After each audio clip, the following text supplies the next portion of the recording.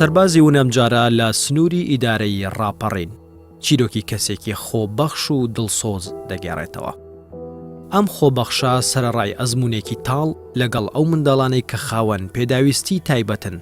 بەڵام بەڵێنی داوە هەموو خاوەن پێداویستە تایبەتەکان لە خۆ بگرێت. من ناوم ڕەهێڵە جەماڵ ڕەشید حەوێزیە، لەدایک بووی شاری ڕانیم، پیشەم مامۆستایە، ماوەی 30 ساڵە کاری مامۆستایەتی دەکەم. من پەیمانگای هونەرە جوانەکانم تەواو کردووە لە سلێمانی بەشی مۆسیقا، تاکە کچ بووم لە دەڤەرەکە لە ساڵی 85 کە چوومەتە بەشی مۆسیقا و لە سلێمانی خوێندومە و کار و چالاکی مۆسیقام کردووە لە شارەکە. دوای چەند ساڵانێک هەر لە ڕانیا تیپی مۆزیکی کچانم دامەزران بوومە سەرۆک تیپی ئەو تیپە و چالاکی باشمان هەبوو و هەروەها دەرکەوتوین لە تەلەڤیزیۆن و مامۆستای هونەر بووم. دوای ساڵانێک بووم بە مامۆستای زانست لە یەکێک لە قوتابخانەکانی ڕانیا 5-6 ساڵ ئەوانەی زانستم گوتەوە. لەو کاتانەدا بوو لە تیمێک گەڕان کە ئامانجیان ئەوە بوو خوێندن بۆ هەمووان، کەواتە دەیانویست منداڵانی خاوەن پێداویستی تایبەت لە خوێندندا نەبڕێن و ئەوانیش بەشێک بن لە ئەو کەسانەی کە دەخوێنن منداڵەکان، دەگەڕان بۆ مامۆستایەک کە حەز بکا و ئەو پیشەیە هەڵبژێرێن.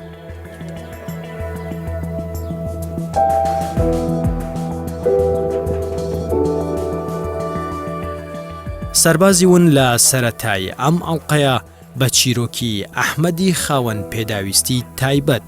دەست پێ دەکات. نزیکترین دۆستی نابیست و کەمەندامەکان ئەم مامۆستا میهرەبانەیە کە هەم مامۆستا هەم ڕاهێنەرە. ئەو کارەش ئیرادەیەکی بەهێزی دەوێت.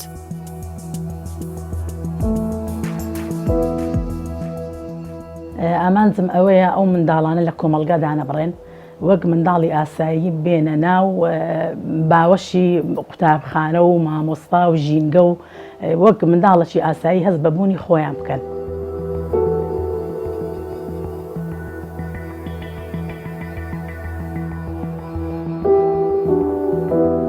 یەکێک لەو تەلەبانی کە هەما مەسەلەن ئەحمەد کە هاتە مەکتەب تەمەنی 6 ساڵ بوو، نەشی دەتوانی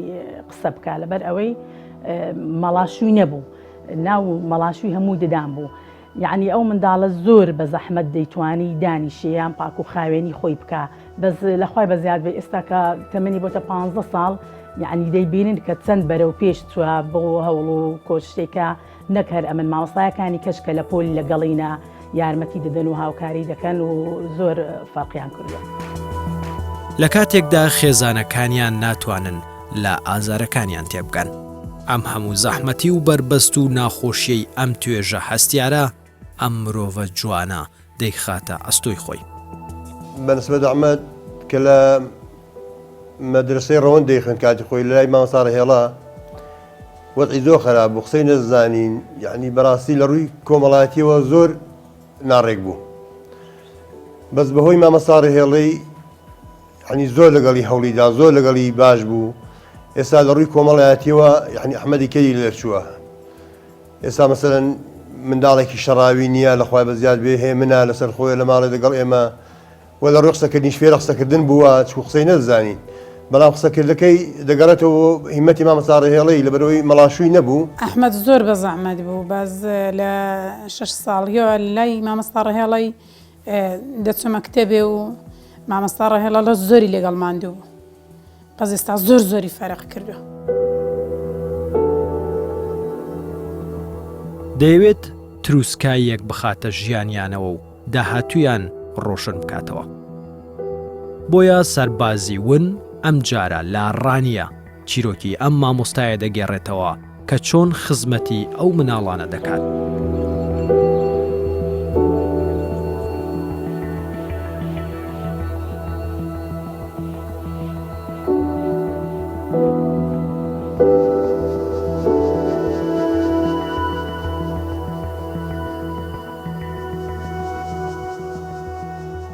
یەک ڕۆژ خولمان بینی لێرە لەگەڵ چەند مامۆستایەکی هاوکارم توانیمان بەسەرکەوتوی خولەکە تەواو بکەین و دەستمان کرد بەوەی کە لە مەکتەبی ئاسایی بگەڕین بزانین هیچ منداڵێک هەیە کە یعنی نائاساییە لە چاو منداڵەکانی کە ئەویش لیژنا تشکیل کرا لە خەستەخانەکان لە چەند دکتۆرێک پێک هاتبوون ئەو منداڵانەی ئەمە هەستمان پێدەکردن کە گۆشەگیرن یان توانای گوێگرتنیان نییە یان خەلەلی بڵێن کەم ئەندامیان هەیە یان شتێک ئەوانەمان دەستنیشان دەکرد و بۆ لیژنەکەمان دەنات.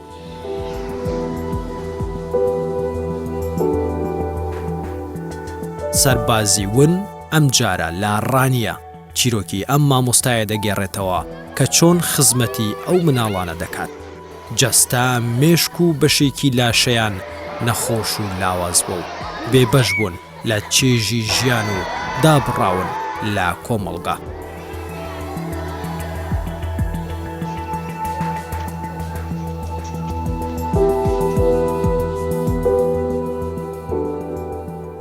یەکەم ساڵی کە ئەمن لەو بوارە ئیشم کرد یعنی ئەو لە پۆلی یەکڕا دەستمان پێکرد یەک ڕیز لە پۆلەکە هەمووی خاوەن پێداویستی تایبەت بوو 15 قوتابی تێدا بوو یعنی بەزە ئەوانە لەگەڵ ئەوەی ناتوانن مامۆستای پۆل کاتێک کە ئیملایان دەکایان کە خوێندنەوەیان بۆ دەکا لەبەر ئەوەی هێواشن دەبوو ئەمە یەک لەگەڵیان هەڵس و کەوتمان کردبا و یارمەتیان دەین و قەڵەمی بدەی و شتەکانی کە دەینوسێ بۆی ڕشکەوە یعنی بەس هەدەفمان لەوە بۆ ئەو منداڵە ئەگەر فێری خوێندەواریش نەبێ بێتە دەرێ لە کۆمەڵگا یعنی باری سەر شانی ئەو داکوبابەی تۆزە سووک بێ لە کە لە ماڵێک کەوتووە و نەتوانێت بێتە دەرەوە.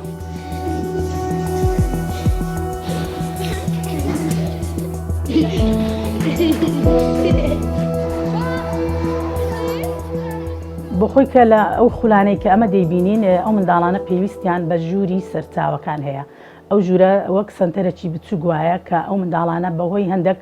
هۆیەکانی فێرکردنەوە فێر دەکرێن. یەکەم جار کە لە قوتابخانەی ڕەوەند بووم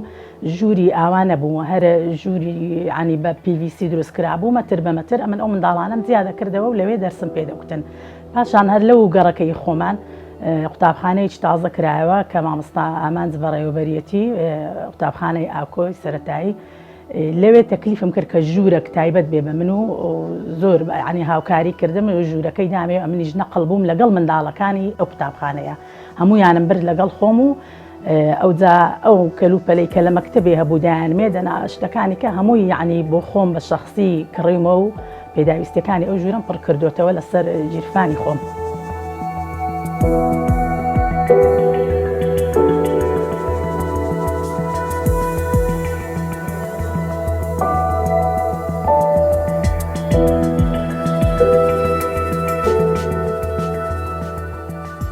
ئەو منداڵانە کە دێن طبعاً بە درەنگەوە هەندێک کەس و کارزانیان کە لەو قوتابخانانە مامۆستایەک هەیە کە دەرس بە خاوەن پێداویستەکان دەڵێنەوە بۆیە ئەو تەلەبانی کە دەیانهێنن کەمیان لە 6 ساڵی دێن هەمووی لە 9 ساڵی و 10 ساڵی و بەرە و سەرترن تەمەنیان کە دەیانهێنن.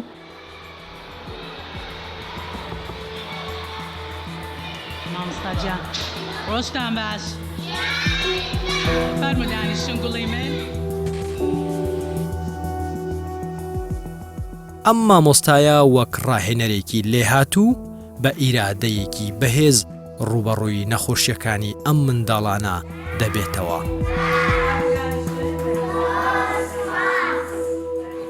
ئەو منداڵانە بە عام کە دەیانهێنن لە 6 ساڵن لە تەمەنی خوێندنی ئاسایی دەیانهێنن بەڵام زۆر بەیان یعنی بە 2-3 ساڵ دادەنیشنەوە ڕاستە جەستەیان گەورەیە ئیواشەیە تەمەنی 10 ساڵ بووە کە هاتووە ئێستا 15 ساڵ دەبێت لە لامان 12 ساڵ دەبێت لەبەر ئەوەی ناتوانن بە سەریعی فێر بن و ئەمەش مەبەستەکەمان ئەوەیە خوێندەواری فێر ئەگەر بە 3 ساڵیش فێر بێ بەس مهم ئەوەیە پیتەکان بناسن.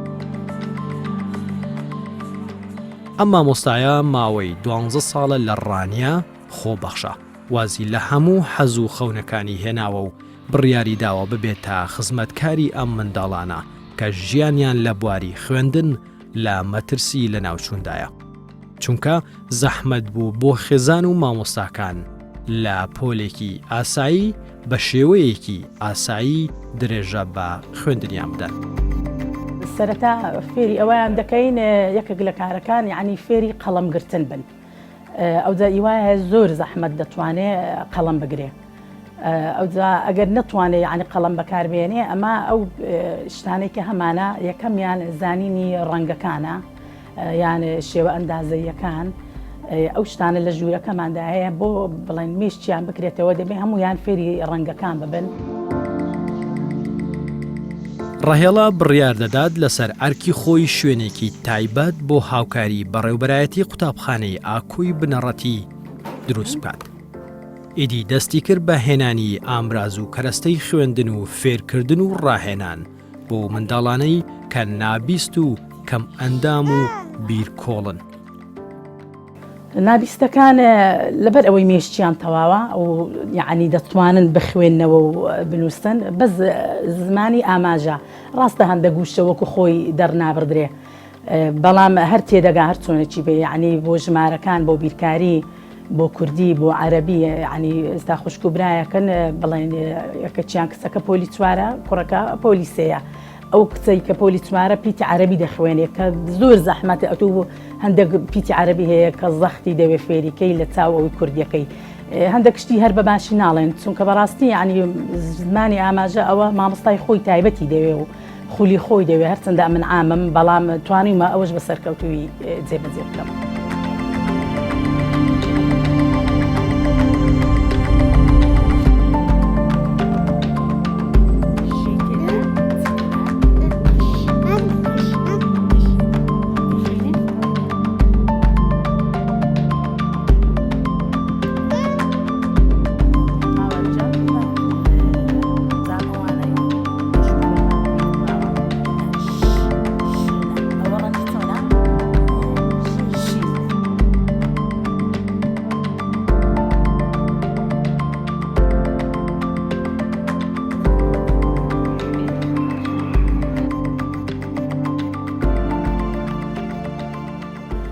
ئەوانەی کە ئۆتیزمن زۆر زەحمەت یعنی بیدایەتەکەی فێرە نووسین و خوێندنەوە دەبن دەبێ ئەوانە یعنی جارە یەکەم بەز ڕابێنین کە چۆن بێنە ژوورەوە و دانیشن و هاوار نەکەن و یعنی پۆلەکەی تێک نەدەن لەوانەیە جاری وایە بە ساڵ دو ساڵ ئەوەمان کردووە ڕاهێنانمان لەسەر ئەوەی کردووە کە ئەو منداڵە بەس دانیشێ. مامۆستا ڕاهێڵە یەکێکە لە مامۆستا سەرکەوتوەکان و تەعاملی ئەو لەگەڵ توێژێکە کە خاوەن پێداویستی تایبەتن ئەو توێژە بەڕاستی پێویستی بە کەسی شارەزا و لێهاتوو و بارقوڵ و سینگفراوان بێت چکە تەعامل لەگەڵ فیئەیەک دەکات کە ئێمە خۆمان دەزانین خاوەن پێداویستی تایبەتن. بۆیە ئێمە وەکو قایمێت وەکو ئیداری ناوچەکە ئەمە دەستخۆشی لە مامۆستا ڕاهێڵە دەکەین و ئەوەی لە توانا و ئیمکانێتی ئێمەدا بێ ئێمە هاوکار و پشتگیر و پشتیوانی دەبین دەرە ئەوەی کە پەیوەندیدار بێ بە ئێمەوە ئێمە هاوکار و پشتیوان دەبین و لێرەشەوە دەستخۆشی لە مامۆستا ڕاهێڵە و سوپاسی ئێوە دەکەم بۆ بەسەرکردنەوەی مامۆستا ڕاهێڵە. من بۆ ماوەی 4 ساڵە وەکو مامۆستای پەروەردەی تایبەت لەو قوتابخانە کار دەکەم. ئیشی ئێمە ئەوەیە کە چاودێری تەواوی ئەو قوتابیانە بکەین کە ماوەی دەوامدا لێرەنە. ئەم منداڵانە پێویستیان بە چاودێری زیاتر هەیە چکۆک منداڵی ئاسایی نین بتوانن بۆ خۆیان بڕۆن شت بکڕن یاخو دەرز بخوێنن یاخو لێپرسینەوە شتیان لێ بکرێ ئێمە دەبێت بە بەردەوامی چاودێریان بکەن ئەوەندێک کە لە قوتابخانە وەست ڕاهێڵەش کە بۆ ماوەی چەند ساڵێکە لێرەیە من بۆ خۆم ئەو 4 ساڵێکە لە جامیعە خوێندومە دوو بەرامبەری ئەوە ئیسفادەم لە سەد ڕاهێڵە کردووە زۆر بە توانا و بە توانای دەتوانێت سەرپەرشتی تەلەبەکانی بکەێت زۆر شت لەوەوە فێربووینە. ماوەیەکە وەک مامۆستایەک لێرە کار دەکەم لەگەڵ منداڵانی تایبەتن و بەتابەت تریش لەگەڵ ئەوانەی ئۆتیزمن ئەو منداڵانە کەوا سەیران دەکەین منداڵێکی ئاسایی نین بەدەر لە منداڵەکانی تر پێویستیان بە چاودێریەکی زیاتر هەیە زیاتر لەگەڵیان بین لایانی دەرونیان بەرز بکەینەوە لەوانەیە خەڵک بیان بینێ وەکو منداڵێکی ئاسایی جوڵەیەکە شتێکە بەڵام ئەوانە لە واقع داوانین پێویستیان بە چاودێریکردنێکی زۆر هەیە. من وەکو مامۆستایەک ماوەیەکە لێرە دەرز دەڵێمەوە بە خوێندکارانی پەروەردەی تایبەت منداڵێکمان لە خۆ گرتووە کە منداڵەکە ئۆتیزمیە بەڕاستی پێویستی بە شێوازی مامەڵەکردنەیەکی جیاوازەیە لەگەڵ ئەو منداڵەیە. ڕایەنانیان پێدەکات بۆ شێوازی دەربڕین و ناسینەوەی دەوروبەر بەهێزکردنی مێشک و بیرکردنەوەشیان.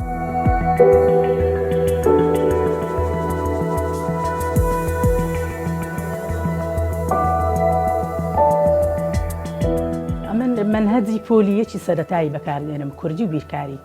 یعنی کە لە پۆلی یەکن ئەو کتابەی وەردەگرن ئەگەر ئەوەی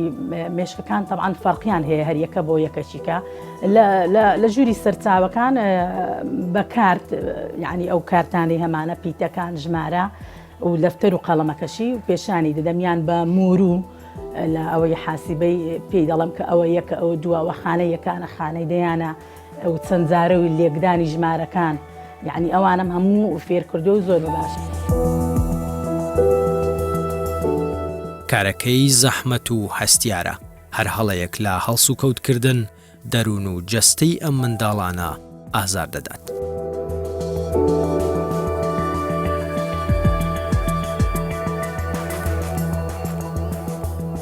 کەرسەکانی هەمانە هەموو هۆیەکانی فێرکردن بە ئەنواع و ئەشکال بە پیتەکان بە ژمارەکان بە پەزڵ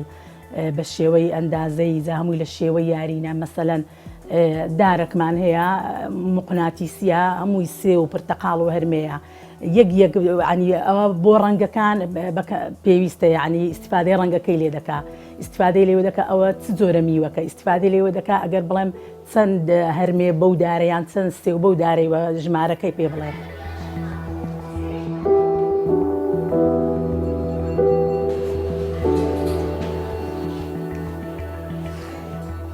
یەکێکی دیکە لە کارەکانی ڕاهێنانە بە پەنجەی ئەم منداڵانە تا فێری قەڵەمگرتن و نووسین بن. ئەم ئەرکەش زەحمەتی زۆری تێدایە و پێویستی بە هێمنی و پشوو درێژیە.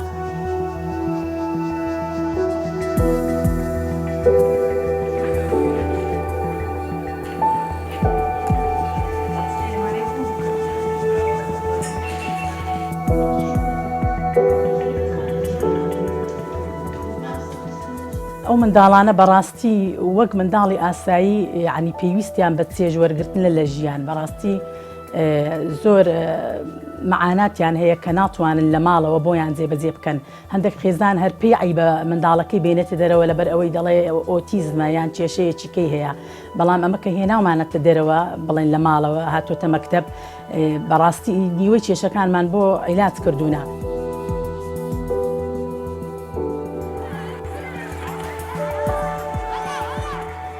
ئەوانە باری دەرونیان ئەوەندە یعنی ناسک بۆتەوە یعنی بە بەسیترین قسە دەگریان بە بەسیترین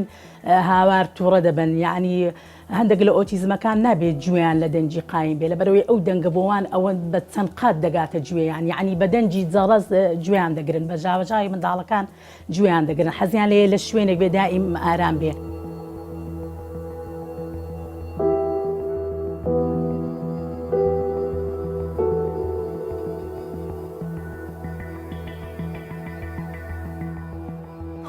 حزني خون لا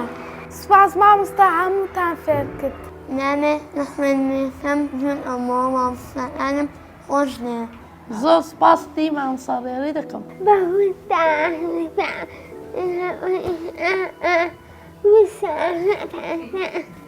من إيران خوشة من ل 2009 بەتەنیا بووم هەتا ئەو ساڵ کە 2019 چەند وانەبێژێک لە ڕانیە دامەزران خۆشبەختانە لە هەموو مەکتەبەکان یعنی لە زۆربەی مەکتەبەکان بڵاو بوونەتەوە بەس من بە تەنها کارم کردووە هەتا ئەو ساڵ و بەس ئێستا سێ وانەبێژی کەمان لەگەڵا یەکەچیان 4 مانگە لەگەڵمانە و یەکەچیشیان هەر 2 هەفتە 3 هەفتە دەبێ ئەوی دوانەکەی کە تازە هاتوونە لەگەڵ یەک تەلەبە هاتوون ئەویش حاڵەتەکەی بڵین ئۆتیزمەچی زۆر خراپە هیچ دانانیشێ.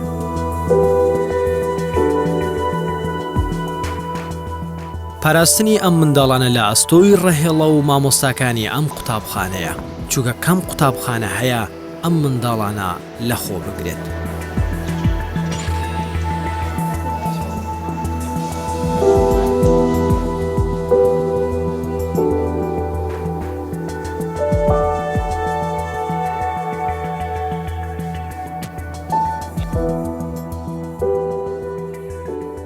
لە ڕووی نوتق زۆر تەلەبەمان هەیە کە کێشەی نوتقیان هەیە هیچ بیت و شتەکان بە باشی دەرنابڕن ئەوجا من بە حکمی ئەوەی بۆ خۆم بڵێن دەتوانم موزیک لێدەم بە و پیانۆی کە هەمە لە ژوورێ تەمرینی سەوتیان پێ دەڵێم یان هەر پیتێک کە پێیان دەڵێم ناهێڵم بە سەریانەوە بڕوا کە بە غەڵەتی بێڵێن دائیم چەند جارە و دووبارەیان لێ دەکەمەوە هەتا بە باشی فێر دەبن. هەر کەم بڵێن ڕۆژی بڵێن ئۆتیزم بێ ڕۆژی کە جیهانی کەم ئەندام بێ یان ڕۆژی جلی کوردی بێ ئەو منداڵانە هەمویان بە یەکەوە دەهێنمە ژوورەکە و موزیکیان بۆ لێرە دەم و چەندەها زۆر موزیکی منداڵانم کڕیوە بۆ خۆم.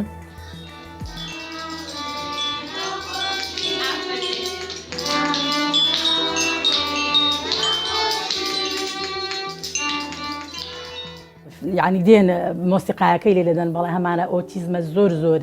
حەزی لە و ئامێری مۆسیقایە یعنی ئەگەر لە دەرسەکەی تەواو دەبێت دەڵێ ئەگەر تەواو بووم یعنی دەبێت بە مەرج ئۆتیزم بخۆی یەک عادەتی هەیە نابێ هیچ بڵێن درۆی لەگەڵ بکەی ئەو قسەی کە پێ گوت ئەو وعدەی پێت نادەبێت بۆی جێبەجێ بکەی دەنا تووڕە دەبێت یان هیچ کەت بە قسە ناکات.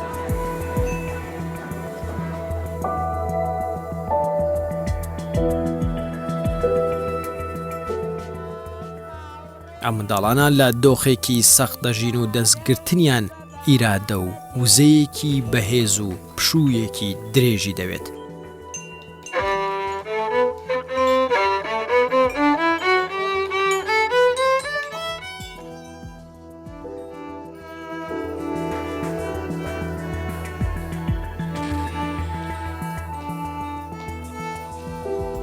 کارەکەی من زەحمەتی زۆرە بەڕاستی بەس لەبەر ئەوەی من لەگەڵی بڵێن ڕاهاتووم ینی هەز ناکەم زەحمەت بچێشم لەبەر ئەوەی ئیشەکەم خۆش دەوێ یعنی ئەگەر ئەو بواری ئەو ئیشەت خۆش نەوێ بەڕاستی ناتوانانی بە ئاسانی تێپەڕێنی.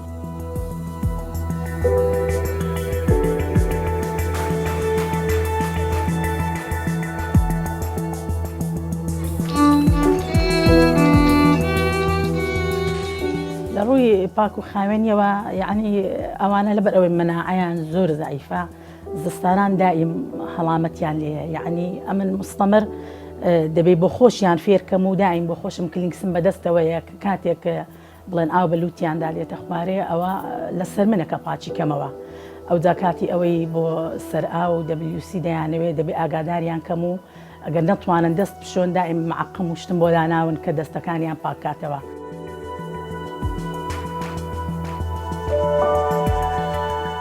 وەک منداڵی خۆی ڕەفتاریان لەگەڵ دەکات هەل لە دەستگرتنیان بۆ قوتابخانە و پڕکردنەوەی ویست و ئارەزوەکانیان و ڕەنگڕێژکردنی داهاتویان. ئەو خۆشەویستی و پەیوەندی دروست دەبێت لە مابینی من و تەلەبەکانم لە مامۆستایەتی و قوتابی دەچێتە دەر وەکو یعنی دایک و منداڵی لێ دێ لەبەر ئەوەی ینی ئەگەر ڕۆژانە دەیان بینم هەمویان ماز دەکەم تۆقیان لەگەڵ دەکەم یعنی شتم بۆ دێننی خواردنێ بڵێن نابێ بێزیان لێ بکەی وەکە شتی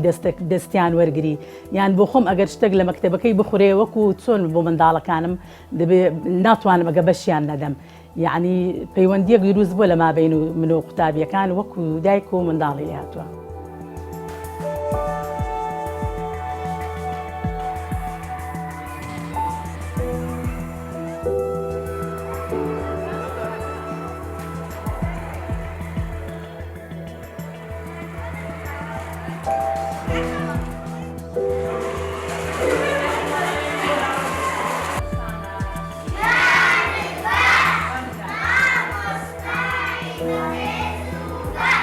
بۆ تەشجیع کە هەزەکەم شتێک فێر بوون بۆی ینی بەباشی شتەکە زیاتر سعی لێ بکەن یان دڵیان پێخۆش بێ بێبەشم نەکردوون لە دیاری بۆ نمونە نەهرۆ ئەویش منداڵک بۆ کە ئێستا 15 ساڵە ئەو 7 ساڵ بوو کە هاتە مەکتەب حاڵەتەکەی ویش هەر زۆر خراپ بوو ئەلحەمدوللا ئێستا نەهرۆ زۆر باش بووە دەست و خەتەکی باشی هەیە کەنەی دەتوانی قەڵەم بگرێ بەدەستەوە لە ناو کۆمەلگا لە مەکتەبی زۆر بەڕێزە لەگەڵ مامۆستایەکان یعنی جیاوازە لە چاو تەڵەبەکانی کە.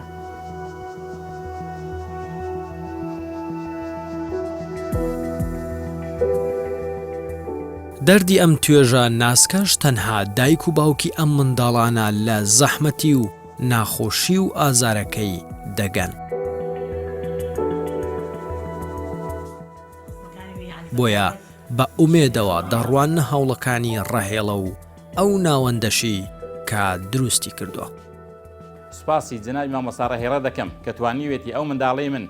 لە یەکەم ڕۆژەوە گەر چۆتە قوتابخانە نەیدەتوانی قەڵەم بەدەست بگرێت ئەو دەستی گرتووە کە بە قەڵەمەکەی پێی نووسیوە تا توانای هەبووە ئێستا بۆ خۆی دەتوانێت نووسین و خوێندن فێر بووە بەڕاستی لە ڕووی هەموو شتێکەوە زۆر پێشکەوتووە. ئەو قوتابیە بۆتە قوتابیەکی وە ئەگەر لە ناو پۆلەکاندا وەکو نمونە دەرچووە لەسەر دەستی مامۆستا ڕێهێڵەی بووە. ئەوەی کە پێویستە لەلایەن حکوومەتی هەرێمی کوردستانەوە ئاوڕی جددی بەڕاستی لەم توێژە بدرێتوانێ بن ئەوەی کە من دەیبینم تا ئێستاکانە وەکو پێویست نەبووە بەڕاستی بۆ ئێمە ئومێد دەکەین و تەمەنا دەکەین لە تەشکیلەی تازای حکوومەتدا ئاوڕی جددی لەو توێژە بدرێتەوە واوەی بە ئێمەش دەکرێت وەکو ئیدارەی ناوچەکان لە دوای تەشکیلبوونی تازای حکوومەتەوە مامۆستا ڕێهێڵە خۆی لێرەیە چ بە ئێمە بکرێت ئەمە هاوکار و پشتیوانی دەبین. ئەمە دیاری بەرنامەی سەربازی ون لە کەناڵی کوردستان 24 بۆ مامۆستا ڕێهێڵە. ئێمە دەستخۆشی لە مامۆستا ڕێهێڵە دەکەین، سوپاسی ئەرکوماندبوونی دەکەین و دەستخۆشی لە کەناڵەکەی بەڕێزیان دەکەین بۆ بەسەرکردنەوەی مامۆستا ڕێهێڵە و ئومێدی سەرکەوتن و بەردەوامی بۆ دەخوازیین لە خزمەتکردن بە توێژێکی گرنگ کە توێژی خاوەن پێداویستی تایبەتە لە سنووری قەزای ڕانیە کە سنوورێکی فراوانە ماجارێکی دەستخۆشی لە مامۆستا ڕێهێڵە دەکەین ئومێدی سەرکەوتنی بۆ دەخوازیین.